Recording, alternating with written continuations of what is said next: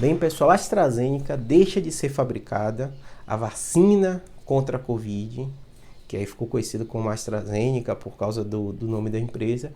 E aí eu recebi uma enxurrada de comentários, de perguntas, meus vídeos antigos, falando da vacinação, falando da vacina AstraZeneca, e com razão, perguntas bem pertinentes que eu vou responder aqui para vocês. O que acontece? A medicina, como qualquer ciência, ela é dinâmica. E aí o que acontece? Primeira confusão que as pessoas fazem é assim, Júlio, então antes a vacina era boa, agora a vacina é ruim. Tão ruim que a fabricante deixou de fazer a vacina e deixou de fabricar. Não tem nada a ver.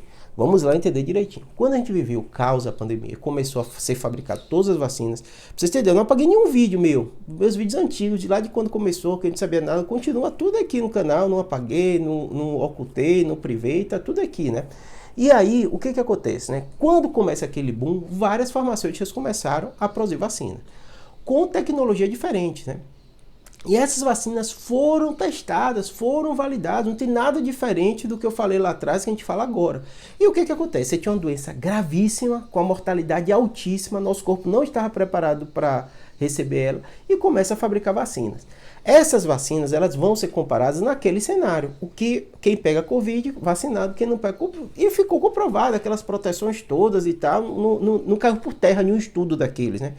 Por que eu estou dizendo que não caiu por terra? Porque vira e mexe a gente vê e cansa de ver na medicina, se o terceiro humano pode ter fraude, né? De fraude, de pesquisa científica e tal, mas não foi nada que aconteceu com vacina nenhuma da Covid, pelo menos até agora, tudo validado, continua a mesma argumentação.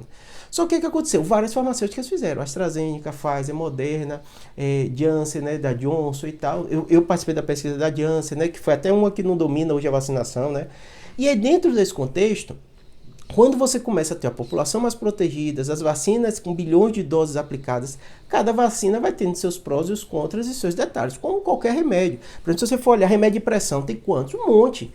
Aí quem não entende medicina fala assim, por que tem tanto remédio de pressão? Porque cada um vai ter suas características, seus estudos diferentes, às vezes vários remédios funcionam. Por exemplo, você está com dor, você pode tomar dipirona, paracetamol, ibuprofeno.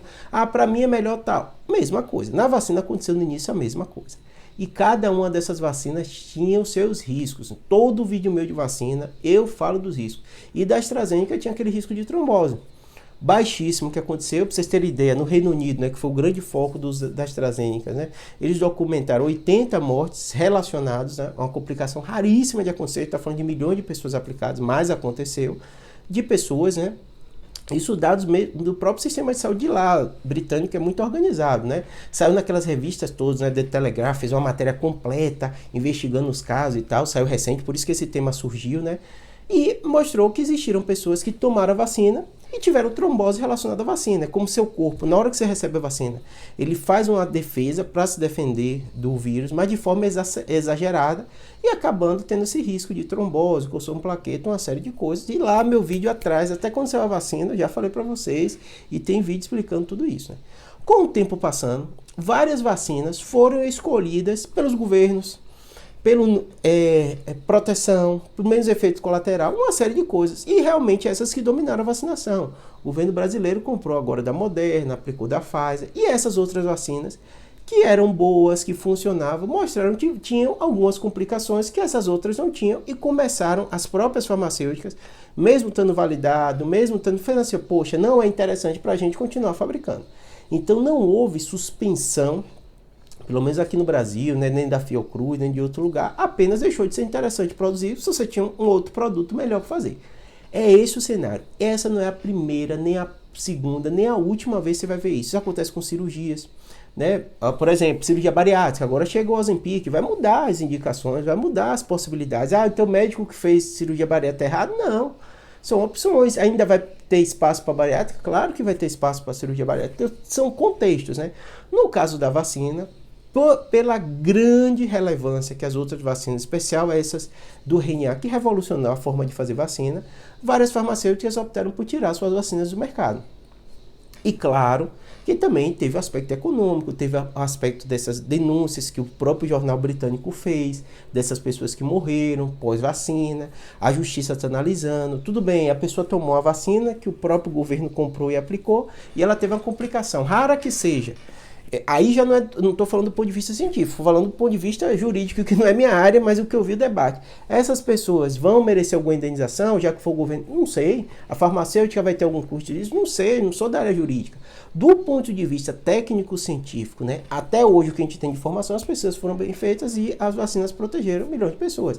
É um risco inerente, como um cirurgião que faz uma cirurgia tem algum tipo de intercorrência. Vai analisar se ele errou, se ele não errou dentro do contexto.